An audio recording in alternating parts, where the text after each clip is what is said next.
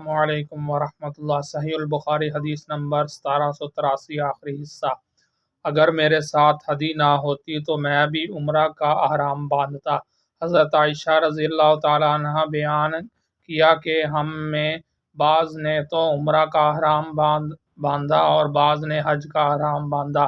میں بھی ان لوگوں میں تھی جنہوں نے عمرہ کا احرام باندھا تھا، لیکن عرفہ کا دن آیا تو اس وقت حائضہ تھی، چنانچہ میں نے اس کی حضور صلی اللہ علیہ وسلم سے شکایت کی۔ آپ صلی اللہ علیہ وسلم نے فرمایا، پھر عمرہ چھوڑ دے اور سر کھول دے اور اس میں کنگھا کر لے، پھر حج کا احرام باندھ لینا۔ میں نے ایسا ہی کیا۔